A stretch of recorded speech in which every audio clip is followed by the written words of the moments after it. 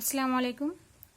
Class 9 তোমাদের এবারের 4th online এক্সামে ওয়েস্ট বেঙ্গল চ্যাপ্টারটা পুরোটাই তোমাদের রয়েছে। আর তোমরা জানো যে পশ্চিমবঙ্গ চ্যাপ্টারটা তোমাদের টেক্সট বই যে পশ্চিমবঙ্গ চ্যাপ্টারটা আছে সেটা অনেকটা বড়। এখানের যে প্রাকৃতিক ভাগ এবং অর্থনৈতিক ভাগটা আছে দুটোই তোমাদের হয়ে গেছে। পুরো পশ্চিমবঙ্গ চ্যাপ্টারটা আমাদের শেষ হয়ে গেছে। যেহেতু আমাদের 4th অনলাইন এক্সামে এই পশ্চিমবঙ্গটা আছে, পশ্চিমবঙ্গ চ্যাপ্টারটা আছে, সেই জন্যে আজকে আমরা এই পশ্চিমবঙ্গটা রিভিশন করব। তো দেখো এই চ্যাপ্টারটা অনেকটা বড়, তো সেই জন্যই আমি পুরোটা একটা ক্লাসে পুরোটা বলা সম্ভব হবে না, সেই জন্য আমি একটু ছোট ছোট করে তোমাদেরকে বলবো। যেহেতু এটা রিভিশন ক্লাস, একটু ছোট ছোট করে বলবো, পুরোটা বললে একটা ক্লাসে শেষ হবে না। তো এই পুরোটা ভিডিওটা দেখার পরে যদি তোমাদের কোনো সমস্যা থাকে আমার সঙ্গে কন্ট্যাক্ট করবে। আর এই যে পশ্চিমবঙ্গ চ্যাপ্টারের যে অনুশীলনের কোশ্চেন অ্যান্সারগুলো তোমাদের বেশ কয়েকটা করে 3-4টা করে টেক্সট বই আছে, তো সেই টেক্সট বইয়ের অনুশীলনের কোশ্চেন অ্যান্সারগুলো ভালো করে পড়ো। আর টেক্সট বইটা প্রত্যেকটা লাইন, প্রত্যেকটা পেজের প্রত্যেকটা লাইন ভালো করে খুঁটিয়ে পড়বে, তাহলে তোমরা পরীক্ষায় ভালো নাম্বার পাবে ইনশাল্লাহ। তাহলে শুরু করা যাক। দেখো আমি পশ্চিমবঙ্গ চ্যাপ্টারের যে মূল বিষয়গুলো সেগুলো আমি লিখেছি, তো এই মূল বিষয়গুলো নিয়েই আমি একটু বিস্তারিত আলোচনা করব। দেখো প্রথমেই আছে যে অঙ্গরাজ্য হিসাবে পশ্চিমবঙ্গের সংক্ষিপ্ত পরিচয়, মানে স্বাধীনতা পরবর্তীকালে ভারতের অঙ্গরাজ্য হিসেবে পশ্চিমবঙ্গের সংক্ষিপ্ত পরিচয়। দেখো ঊনবিংশ শতকের প্রথম ভাগে বাংলা বলতে আমরা বুঝি যে অঙ্গ, বঙ্গ, কলিঙ্গ, মানে বর্তমানে হচ্ছে বাংলাদেশ, পশ্চিমবঙ্গ এবং অসম, বিহার ও উড়িষ্যাকে, এই রাজ্যগুলিকে আমরা বাংলা বলি। মানে আগে ঊনবিংশ শতকের প্রথম ভাগে বাংলা বলতে এই অঞ্চলগুলোকেই বোঝাতো। 1974 খ্রিস্টাব্দে অসম এবং 1911 সালে বিহার ও উড়িষ্যা বাংলা থেকে আবার আলাদা হয়ে যায়। পরবর্তীকালে 1947 খ্রিস্টাব্দের 15ই আগস্ট অবিভক্ত বাংলার পশ্চিমাংশটা নিয়ে পশ্চিমবঙ্গ গঠিত হয়। তারপর 1950 খ্রিস্টাব্দে রাজন্যবর্গ শাসিত দেশীয় রাজ্য কোচবিহার এবং 1954 খ্রিস্টাব্দে ফরাসি উপনিবেশ চন্দননগর পশ্চিমবঙ্গের অন্তর্ভুক্ত হয়। এর পরবর্তীকালে 1956 খ্রিস্টাব্দে ভাষাভিত্তিক রাজ্য গঠনের সুবাদে পশ্চিমবঙ্গের সঙ্গে যুক্ত হয় বিহারের মানভূম জেলার পুরুলিয়া মহকুমাটি এবং পূর্ণিয়া জেলার কিষানগঞ্জ মহকুমা। তারপরে বেরুবাড়ি উত্তরবঙ্গের কয়েকটি বিচ্ছিন্ন এলাকা পশ্চিমবঙ্গের আন্তর্জাতিক সীমানার বাইরে বাংলাদেশ পরিবৃত হয়ে ভারতের অংশ হিসেবে রয়ে গেছে। এদেরকে বলা হয় ছিটমহল, মানে বাংলাদেশে রয়েছে তবে সেটা হচ্ছে ভারতের অংশ, তো সেটা হচ্ছে ভারতের ছিটমহল। 214 খ্রিস্টাব্দে আন্তর্জাতিক ট্রাইব্যুনালে স্থির হয়েছে যে বঙ্গোপসাগরে বাংলাদেশ ও পশ্চিমবঙ্গের জলসীমানা। এভাবে নানান রাজনৈতিক পট পরিবর্তনের মাধ্যমে পশ্চিমবঙ্গ ভারতের অঙ্গরাজ্য হিসাবে গড়ে উঠেছে। এবার দেখো আমরা বলবো ভৌগোলিক অবস্থান। পশ্চিমবঙ্গের ভৌগোলিক অবস্থানের মধ্যে রয়েছে দেখো প্রথমে অক্ষাংশগত বিস্তার। পশ্চিমবঙ্গ দক্ষিণে 21 ডিগ্রি 30 মিনিট উত্তর অক্ষাংশ থেকে উত্তরে 27 ডিগ্রি 14 মিনিট উত্তর অক্ষাংশ পর্যন্ত বিস্তৃত। আর এই পশ্চিমবঙ্গের রাজ্যের মধ্য দিয়ে প্রবাহিত হয়েছে কর্কটক্রান্তি রেখা। আর এই কর্কটক্রান্তি রেখা পশ্চিমবঙ্গের পুরুলিয়া, বাঁকুড়া, বর্ধমান এবং নদিয়া জেলার উপর দিয়ে বিস্তৃত হয়েছে। এটা খুবই ইম্পর্টেন্ট, এরকম তোমাদের শর্ট কোশ্চেন আসতে পারে যে পশ্চিমবঙ্গের কোন কোন জেলার উপর দিয়ে কর্কটক্রান্তি রেখা বিস্তৃত হয়েছে। তো কোন কোন জেলা? পুরুলিয়া, বাঁকুড়া, বর্ধমান এবং নদিয়া, এই 4টি জেলার উপর দিয়ে বিস্তৃত হয়েছে। পশ্চিমবঙ্গের দ্রাঘিমাগত বিস্তার দেখো, পশ্চিমবঙ্গ রাজ্যটি পশ্চিমে 86 ডিগ্রি 30 মিনিট পূর্ব দ্রাঘিমা থেকে পূর্ব দিকে 89 ডিগ্রি 53 মিনিট পূর্ব দ্রাঘিমা পর্যন্ত বিস্তৃত। আর পশ্চিমবঙ্গ রাজ্যের ক্ষেত্রফল হচ্ছে 88,752 বর্গ কিলোমিটার, যেটা সমগ্র ভারতের ক্ষেত্রফলের 2%। তারপর দেখো পশ্চিমবঙ্গের সীমানা বলতে গেলে আমরা বলবো যে পশ্চিমবঙ্গের উত্তরে রয়েছে পশ্চিমবঙ্গের প্রতিবেশী রাজ্য সিকিম এবং প্রতিবেশী দেশ ভুটান, দক্ষিণে রয়েছে বঙ্গোপসাগর এবং পশ্চিমবঙ্গের পূর্ব দিকে রয়েছে প্রতিবেশী দেশ বাংলাদেশ এবং প্রতিবেশী রাজ্য মেঘালয়, অসম। আর পশ্চিমবঙ্গের পশ্চিমে আছে প্রতিবেশী দেশ নেপাল এবং প্রতিবেশী রাজ্য বিহার ও উড়িষ্যা।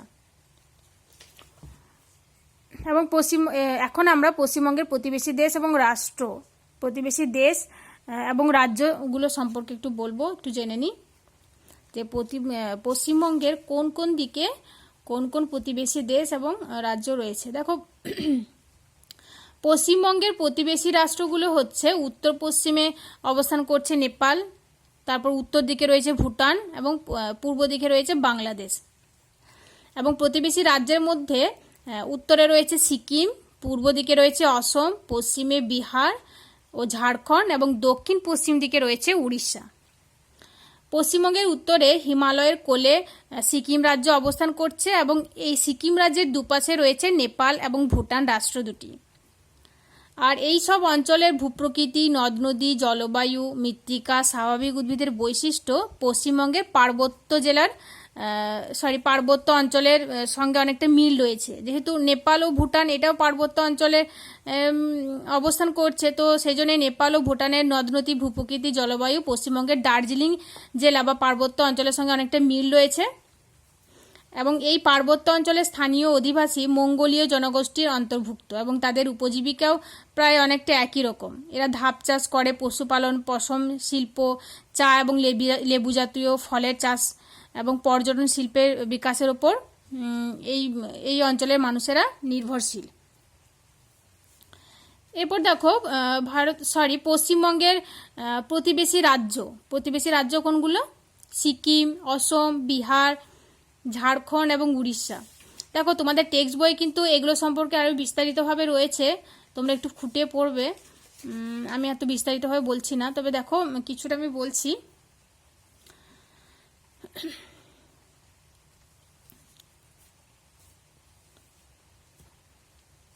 পশ্চিমবঙ্গের উত্তর পূর্ব প্রান্তে রয়েছে পর্বত ঘেরা অসম রাজ্য।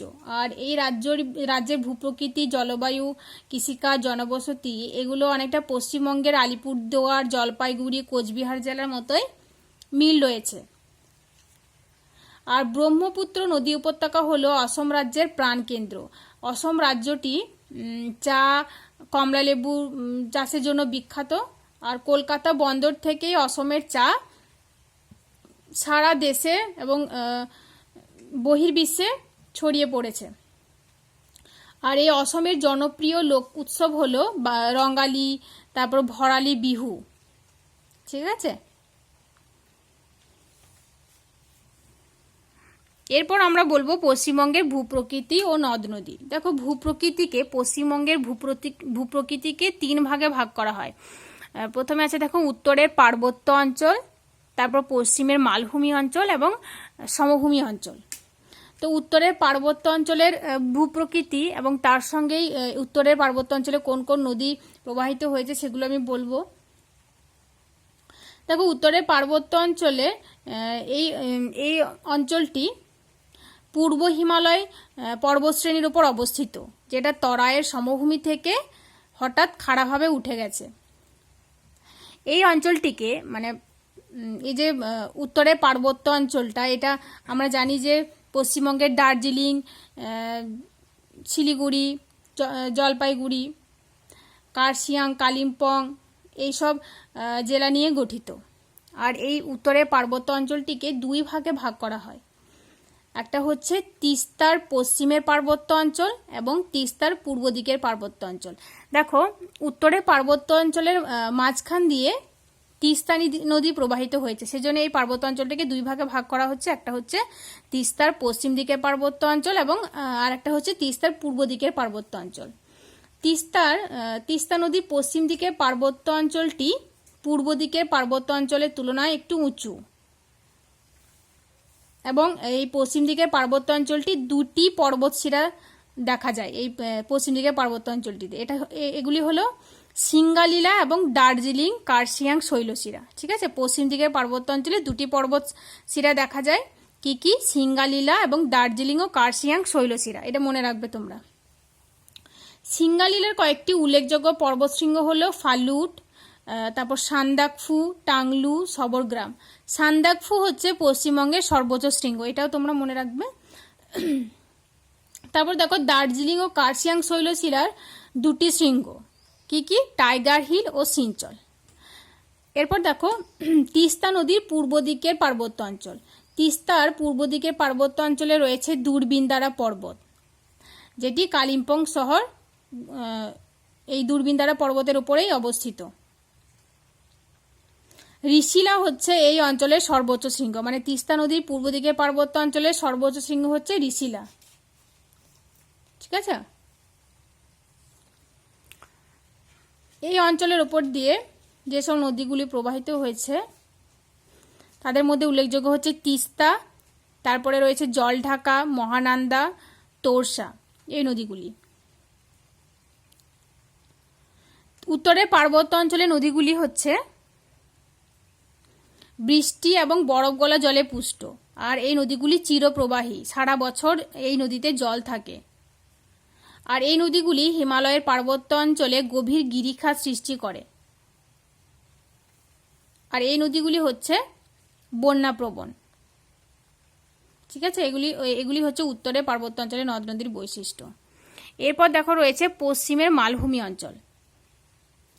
পশ্চিমের মালভূমি অঞ্চলটি পুরুলিয়া জেলার সম্পূর্ণ অংশ, বীরভূম জেলার দক্ষিণ পশ্চিম অংশ এবং বর্ধমান, বাঁকুড়া ও পশ্চিম মেদিনীপুর জেলার পশ্চিম ভাগ নিয়ে গঠিত। এই অঞ্চলটি হচ্ছে তরঙ্গায়িত উঁচু নিচু মালভূমি অঞ্চল।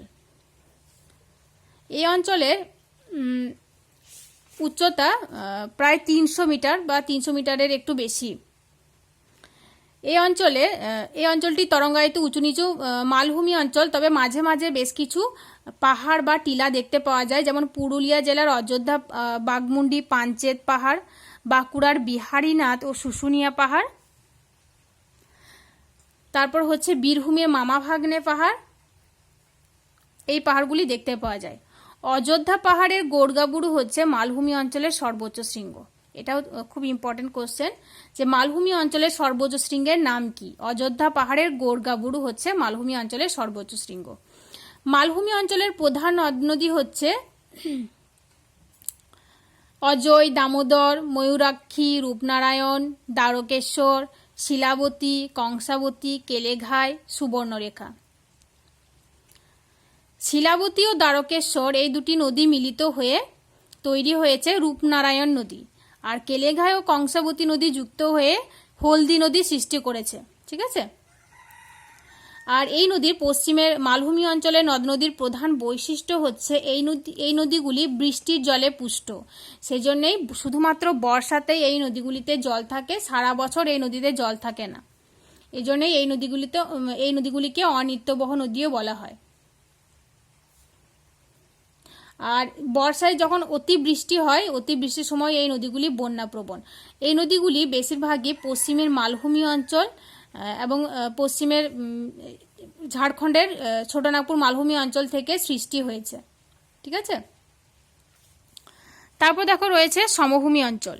এই যে উত্তরের পার্বত্য অঞ্চল এবং পশ্চিমের মালভূমি অঞ্চল, এই দুটি অঞ্চল বাদ দিয়ে পশ্চিমবঙ্গের সমস্তটাই হচ্ছে সমভূমি অঞ্চল। এই সমভূমি অঞ্চলকে আবার 6টি ভাগে ভাগ করা হয়। একটা হচ্ছে তরাই ও ডুয়ার্স অঞ্চল, তারপর উত্তরের সমভূমি অঞ্চল, তারপর রাঢ় অঞ্চল, 4 নম্বর হচ্ছে উপকূলের বালুকাময় সমভূমি অঞ্চল, 5 নম্বরে গাঙ্গেয় বদ্বীপ অঞ্চল এবং 6 নম্বরে হচ্ছে সুন্দরবন অঞ্চল। তরাই ও ডুয়ার্স অঞ্চলটি দার্জিলিং জেলার শিলিগুড়ি মহকুমা এবং জলপাইগুড়ি জেলার উত্তর পূর্বাংশ, কোচবিহার জেলার কিছু অংশ নিয়ে গঠিত। তরাই কথার অর্থ হচ্ছে স্যাঁতসেঁতে ভূমি। তরাই ও ডুয়ার্স অঞ্চলের প্রধান নদ নদী হচ্ছে তিস্তা, জলঢাকা, তোরসা, রায়ডাক, মহানন্দা, এগুলি। তারপর দেখো রয়েছে উত্তরের সমভূমি অঞ্চল।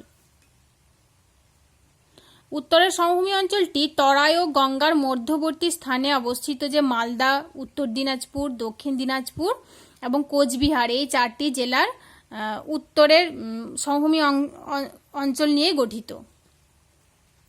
তিস্তা, তোরসা, মহানন্দার পলি জমে এই উত্তরের সমভূমি অঞ্চলটি গড়ে উঠেছে। আর এই অঞ্চলটি মোটামুটিভাবে সমতল হলেও মাঝে মাঝে এখানে কিছু খাল বিল এবং উঁচু নিচু জমিও দেখতে পাওয়া যায়। তো এই অঞ্চলটিকে মানে উত্তরের সমভূমি অঞ্চলটিকে ভূপ্রকৃতিগতভাবে 3টি অংশে ভাগ করা হয়। কি কি সেগুলো? সেগুলো হচ্ছে তাল, বরেন্দ্রভূমি, দিয়ারা। তাল কোনটাকে বলা হয়? তাল হচ্ছে কালিন্দী নদীর পূর্ব দিকে অবস্থিত কোচবিহার জেলার দক্ষিণতম যে অংশ, সেই দক্ষিণতম অংশটি তাল সমভূমি নামে পরিচিত। ভূপ্রকৃতিগতভাবে এটি অগভীর হ্রদ অঞ্চলে পলি সঞ্চয়ের ফলে তাল অঞ্চলের সৃষ্টি হয়েছে। মানে অগভীর হ্রদে পলি সঞ্চিত হতে হতে এই তাল সমভূমি সৃষ্টি হয়েছে। আর এই অঞ্চলে অসংখ্য জলাভূমি দেখতে পাওয়া যায়। তারপর দেখো বরেন্দ্রভূমি। বরেন্দ্রভূমি কোনটা? মহানন্দা নদীর বাঁ দিকে বা বাঁ তীরে অবস্থিত মালদা ও দক্ষিণ দিনাজপুর জেলার কিছুটা ঢেউ খেলানো ও প্রাচীন পলিগঠিত অংশকেই বরেন্দ্রভূমি বলা হয়। আর এই বরেন্দ্রভূমির মাটি লাল রঙের হয়, শক্ত, অনুর্বর এবং ল্যাটেরাইট জাতীয়। তারপর দেখো দিয়ারা। দিয়ারা হচ্ছে মালদা জেলার কালিন্দী নদীর দক্ষিণাংশের নবীন পলিগঠিত যে ভূমি, সেটি দিয়ারা নামে পরিচিত। এই অঞ্চলটি খুবই উর্বর এবং ঘন বসতিপূর্ণ। ঠিক আছে। তারপর দেখো সমভূমি অঞ্চলের আরেকটা ভাগ হচ্ছে রাঢ় অঞ্চল। রাঢ় অঞ্চলটি অনেকটা অংশ সমতল এবং কিছুটা হচ্ছে ঢেউ খেলানো। মানে এই সামান্য অংশ হচ্ছে ঢেউ খেলানো। পশ্চিম থেকে পূর্ব দিকটা হচ্ছে একটু ঢালু। পশ্চিমবঙ্গের বাঁকুড়া, পশ্চিম মেদিনীপুর, বর্ধমান এবং বীরভূম জেলার পূর্বাংশ হচ্ছে এই রাঢ় অঞ্চলের অন্তর্গত। আর এই রাঢ় অঞ্চলটি পুরনো পলিমাটি দ্বারা গঠিত। এই রাঢ় অঞ্চলটি কৃষিকাজে অত্যন্ত উন্নত। রাঢ় অঞ্চলের কয়েকটি নদ নদী হচ্ছে ময়ূরাক্ষী, অজয়, দামোদর, দ্বারকেশ্বর, শিলাই, এগুলি। এরপরে সমভূমি অঞ্চলের আরেকটি অংশ হচ্ছে উপকূলের বালুকাময় সমভূমি। দেখো পূর্ব মেদিনীপুর জেলার উপকূল ভাগটা এই অঞ্চলের অন্তর্গত। আর সর্বদক্ষিণের যে উপকূলবর্তী তটভূমি, সেই তটভূমিটাই হচ্ছে এই উপকূলের বালুকাময় সমভূমির অন্তর্গত। আর এর ঢাল খুবই কম। এই অঞ্চলে বিভিন্ন স্থানে বালিয়াড়ি দেখতে পাওয়া যায়। আর দুটি বালিয়াড়ির মাঝে নিচু অংশ এর ছোট ছোট জলাভূমিও দেখতে পাওয়া যায়। তারপর দেখো উপকূলের বালুকাময় সমভূমি, এটা হচ্ছে একটা সমভূমির অংশ। তারপর আরেকটা সমভূমি হচ্ছে গাঙ্গেয় বদ্বীপ সমভূমি। গাঙ্গেয় বদ্বীপের কথা আমরা অনেকেই শুনেছি, তাই তো? তো এই গাঙ্গেয় বদ্বীপ সমভূমিটি মুর্শিদাবাদ, নদিয়া, হাওড়া, হুগলি, কলকাতা, উত্তর ও দক্ষিণ 24 পরগনা জেলা এবং বর্ধমান ও পূর্ব মেদিনীপুর জেলার পূর্বাংশের কিছুটা অংশ নিয়ে গঠিত। ভূপ্রকৃতি অনুসারে গাঙ্গেয় বদ্বীপ অঞ্চলটিকে আবার 3 ভাগে ভাগ করা হয়। একটা হচ্ছে মুমূর্ষ বদ্বীপ, তারপর দ্বিতীয়টা হচ্ছে পরিণত বদ্বীপ, 3 নম্বর হচ্ছে সক্রিয় বদ্বীপ। মুমূর্ষ বদ্বীপ কোনটা? নদিয়া ও মুর্শিদাবাদ জেলার যে অংশটা, সেটা হচ্ছে মুমূর্ষ বদ্বীপ বা মৃতপ্রায় বদ্বীপও এটাকে বলা হয়। আর এই অঞ্চলে প্রচুর বিল, জলাভূমি, অশ্বক্ষুরাকৃতি হ্রদ দেখতে পাওয়া যায়। তারপর দেখো ছোটনাগপুর মালভূমির নদীবাহিত প্রচুর পলি, বালি, কাঁকর প্রভৃতি জমে বর্ধমান, পূর্ব মেদিনীপুর, হাওড়া ও হুগলি জেলায় যে বদ্বীপ গড়ে উঠেছে, সেটা হচ্ছে পরিণত বদ্বীপ। এখানে এই পরিণত বদ্বীপে জলাভূমির সংখ্যা অনেকটা কম। এখানকার মৃত্তিকাটা বেশ কঠিন। তারপর দেখো সক্রিয় বদ্বীপ। সক্রিয় বদ্বীপ কোনটা? ওই যে সুন্দরবন অঞ্চল, উত্তর ও দক্ষিণ 24 পরগনা, কলকাতা জেলার দক্ষিণে অবস্থিত যে সুন্দরবন অঞ্চল, সেই সুন্দরবন অঞ্চলে নদী ও সমুদ্রবাহিত পলি দিয়ে গঠিত যে বদ্বীপ অঞ্চল, সেটাই হচ্ছে সক্রিয় বদ্বীপ। এই অঞ্চলের মৃত্তিকা কিছুটা লবণাক্ত। তাহলে সমভূমি অঞ্চলটা আমাদের হয়ে গেল।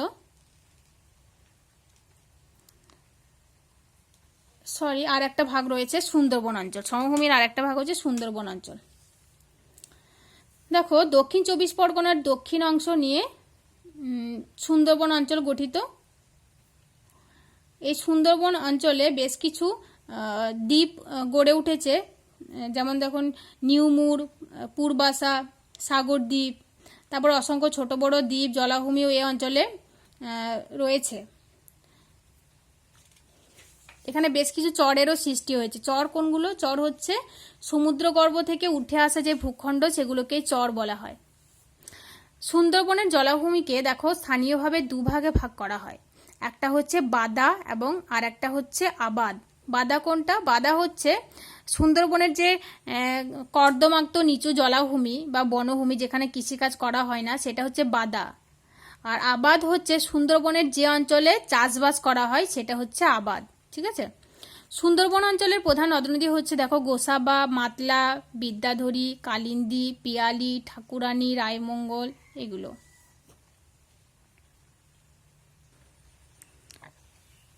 পশ্চিমবঙ্গের ভূপ্রকৃতি আলোচনা হয়ে গেল। এখন আমরা পশ্চিমবঙ্গের জলবায়ুটা একটু আলোচনা করব। দেখো পশ্চিমবঙ্গের জলবায়ু মৌসুমী বায়ু দ্বারা নিয়ন্ত্রিত হয়। আর আমরা জানি যে পশ্চিমবঙ্গের মধ্যভাগ দিয়ে কর্কট ক্রান্তি রেখা চলে গেছে, তাই তো? ফলে পশ্চিমবঙ্গের জলবায়ু ক্রান্তীয় মৌসুমী প্রকৃতির। এটা মনে রাখবে তোমরা যে পশ্চিমবঙ্গের জলবায়ু ক্রান্তীয় মৌসুমী প্রকৃতির। মৌসুম একটি আরবি শব্দ, এর অর্থ হচ্ছে ঋতু। আর ঋতু পরিবর্তনের সঙ্গে সঙ্গে যে বায়ু প্রবাহের দিক পরিবর্তিত হয় তাকে মৌসুমী বায়ু বলে। দেখো পশ্চিমবঙ্গের ভূপ্রকৃতি আলোচনা করে আমরা জানতে পারলাম যে পশ্চিমবঙ্গের উত্তর দিকে রয়েছে হিমালয় পর্বত, পশ্চিমে রয়েছে মালভূমি অঞ্চল, এবং এই পার্বত্য এবং মালভূমি অঞ্চল বাদ দিয়ে বাকি অঞ্চলটাই হচ্ছে সমভূমি অঞ্চল।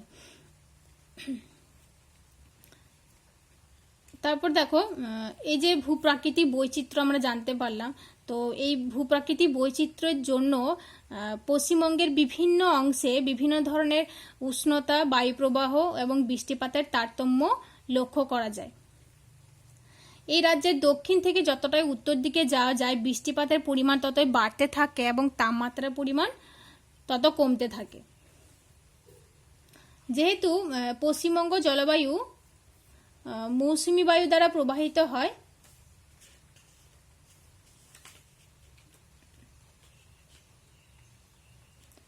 সেজন্য পশ্চিমবঙ্গের জলবায়ু সাধারণভাবে উষ্ণ, আর্দ্র এবং ক্রান্তীয় মৌসুমী জলবায়ু, ক্রান্তীয় মৌসুমী প্রকৃতির। তো পশ্চিমবঙ্গ গ্রীষ্মপ্রধান উষ্ণ মৌসুমী জলবায়ুর অন্তর্গত। বছরের বিভিন্ন সময়ে যেহেতু বিভিন্ন জলবায়ু পার্থক্য লক্ষ্য করা যাচ্ছে পশ্চিমবঙ্গে, সেজন্য পশ্চিমবঙ্গকে কয়েকটি ঋতুতে ভাগ করা হয়। প্রধানত 4টি ঋতুতে ভাগ করা হয়। কি কি? সেগুলো হচ্ছে শুষ্ক গ্রীষ্মকাল, তারপর আর্দ্র বর্ষাকাল, শরৎকাল ও শীতকাল। আর এই বছরের বিভিন্ন সময়ে বিভিন্ন ঋতুতে জলবায়ুর বিভিন্ন বৈশিষ্ট্য লক্ষ্য করা যায়। যেমন শুষ্ক গ্রীষ্মকাল পশ্চিমবঙ্গে থাকে মার্চ থেকে মে মাস পর্যন্ত। আর এই সময় পশ্চিমবঙ্গের তাপমাত্রা 26 ডিগ্রি সেলসিয়াস থেকে 45 ডিগ্রি সেলসিয়াস পর্যন্ত হয়। আর গ্রীষ্মকালে পশ্চিমের মালভূমি অঞ্চলে উত্তাপের পরিমাণ খুব বেশি বেড়ে যায় এবং এই সময় মালদা জেলায় লু প্রবাহিত হয়। লু হচ্ছে একটা গরম বাতাস। আর গ্রীষ্মকালে পশ্চিমবঙ্গের গড় উত্তাপ হয় 20 ডিগ্রি থেকে 30 ডিগ্রি সেলসিয়াসের মতো। আর তবে উচ্চতার জন্য জলপাইগুড়িতে এবং সমুদ্রের নিকটবর্তী অঞ্চলগুলিতে তাপমাত্রা একটু কম থাকে। ঠিক আছে। তারপর দেখো বর্ষাকাল, আর্দ্র বর্ষাকাল পশ্চিমবঙ্গে জুন থেকে সেপ্টেম্বর মাস পর্যন্ত হচ্ছে বর্ষাকাল। বর্ষার সময় পশ্চিমবঙ্গে গড় বৃষ্টিপাতের পরিমাণ হচ্ছে 180 সেন্টিমিটারের মতো। তবে এই বর্ষাকালে স্থান বিশেষে বিভিন্ন জায়গায় বিভিন্ন রকমের বৃষ্টিপাত হয়। উত্তরবঙ্গে বৃষ্টিপাতের পরিমাণ সব থেকে বেশি 300 সেন্টিমিটারের মতো হয়ে থাকে এবং পশ্চিমাংশে মানে পশ্চিমের মালভূমি অঞ্চলে বৃষ্টিপাতের পরিমাণ সব থেকে কম 150 সেন্টিমিটারের মতো হয়ে থাকে। তারপর দেখো শরৎকাল। শরৎকাল পশ্চিমবঙ্গে বিরাজ করে। অক্টোবর থেকে নভেম্বর মাস হচ্ছে শরৎকাল। এই সময় গড় তাপমাত্রা থাকে 20 ডিগ্রি থেকে 25 ডিগ্রি সেন্টিগ্রেড। আর এই সময় বৃষ্টিপাতও কমে আসে, কম বৃষ্টিপাত হয়। রাত্রিতে একটু শীত শীত বোধ হয়, একটু শীতকাল মনে হয়, যেমন এখন হচ্ছে শরৎকাল। ভোরবেলা শিশির পড়ে, ভোরবেলাটা এবং রাত্রিবেলাটা একটু ঠান্ডা লাগে, তাই না? এই সময় এক ধরনের ঘূর্ণবাত হয়, ঘূর্ণিঝড়ের উৎপত্তি হয়, যেটাকে আশ্বিনের ঝড় বলে, এটা মাঝে মাঝে হয়। কালবৈশাখী ঝড়ের তুলনায় এই যে আশ্বিনের ঝড়টা, এটা একটু বেশি ক্ষতিকর হয়ে থাকে।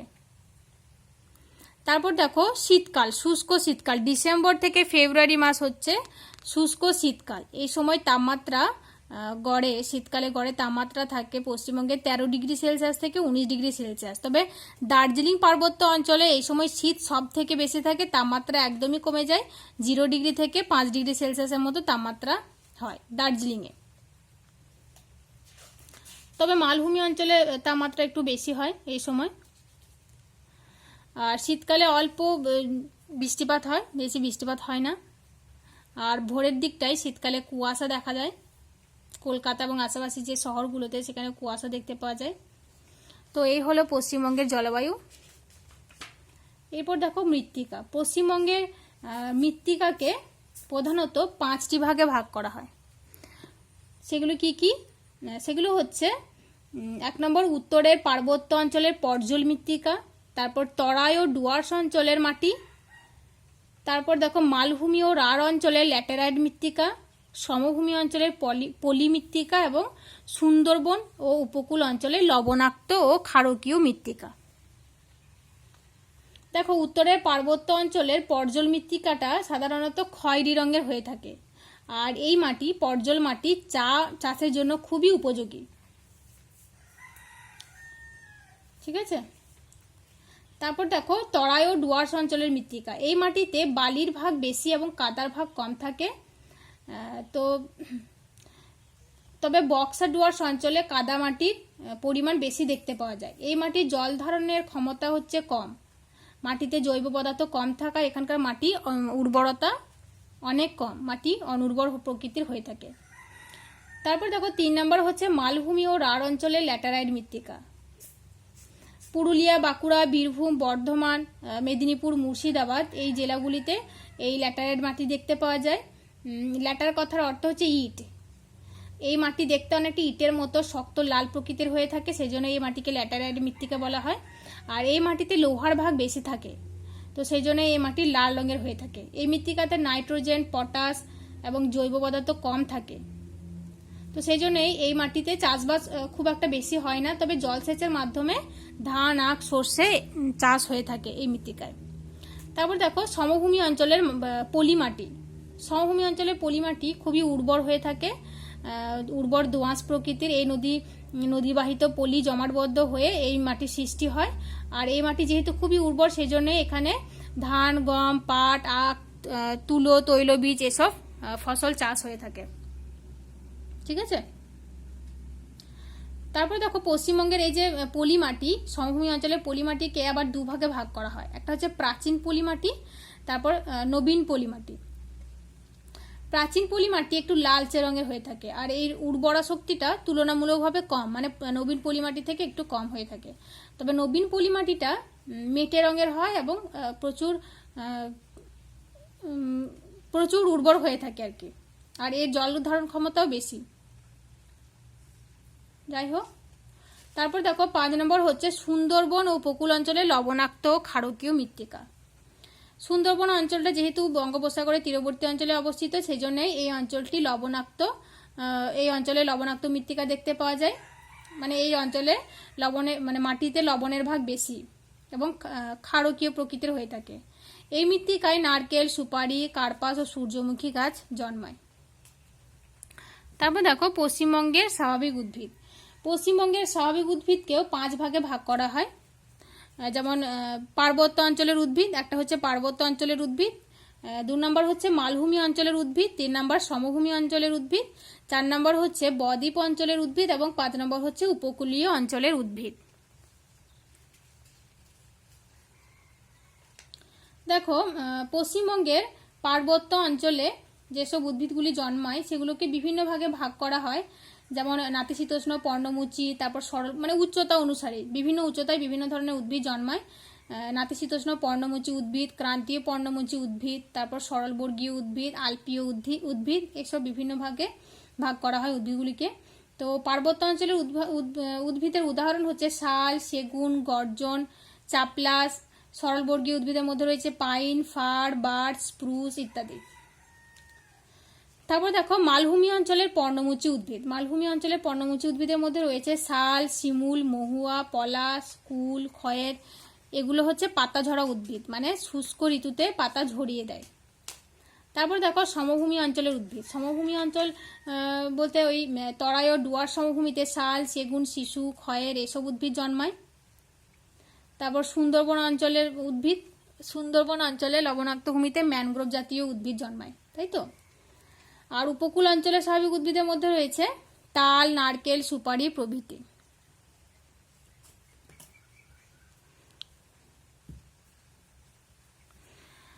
তারপর দেখো পশ্চিমবঙ্গের কৃষিকাজ ও প্রধান ফসল। পশ্চিমবঙ্গের কৃষির প্রধান বৈশিষ্ট্য হচ্ছে পশ্চিমবঙ্গের কৃষি মৌসুমী বৃষ্টির ওপর নির্ভরশীল। আর পশ্চিমবঙ্গে নিবিড় প্রথায় কৃষিকাজ হয়ে থাকে। আর পশ্চিমবঙ্গের প্রধান ফসল হচ্ছে ধান। পশ্চিমবঙ্গের কৃষিকাজ শ্রমনিবিড় কৃষি। এখানকার কৃষিতে মানে পশ্চিমবঙ্গে কৃষি যন্ত্রপাতির ব্যবহার খুবই কম। এখনো পর্যন্ত লাঙ্গল, বলদ এসব দিয়ে চাষ করা হয়, সেই জন্যই এই কৃষি হচ্ছে শ্রমনিবিড় কৃষি। আর পশ্চিমবঙ্গে শস্যাবর্তন পদ্ধতিতে কৃষিকাজ হয়ে থাকে। শস্যাবর্তন হয়ে থাকে মানে প্রথমে এখানে পাট চাষ করা হয়, তারপর ধান, এবং তারপরে ওই একই জমিতে ডাল জাতীয় ফসল চাষ করা হয়, সেই জন্য শস্যাবর্তন প্রথায় চাষ করা হয়। আর পশ্চিমবঙ্গের কৃষি হচ্ছে জীবিকা সত্তাভিত্তিক কৃষি।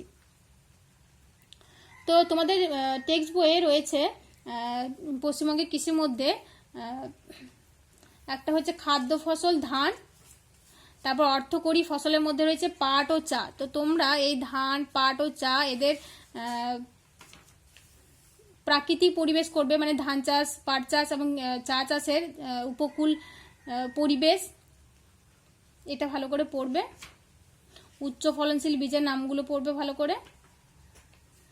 তারপর পশ্চিমবঙ্গের কোন কোন অঞ্চলে এইসব ফসলগুলি চাষ হয় সেগুলো ভালো করে পড়বে, ঠিক আছে। আমি বিস্তারিতভাবে বলছি না, কারণ এগুলো তোমাদের খুব ভালোভাবে হয়ে গেছে, এর আগে এগুলো নিয়ে তোমাদের পরীক্ষাও হয়েছে। তারপর দেখো পশ্চিমবঙ্গের শিল্পের মধ্যে রয়েছে লৌহ ইস্পাত শিল্প, কার্পাস বস্ত্রবয়ন শিল্প, পাট শিল্প, চা শিল্প রয়েছে তোমাদের। তারপর রয়েছে খাদ্য প্রক্রিয়াকরণ শিল্প, তথ্য প্রযুক্তি শিল্প,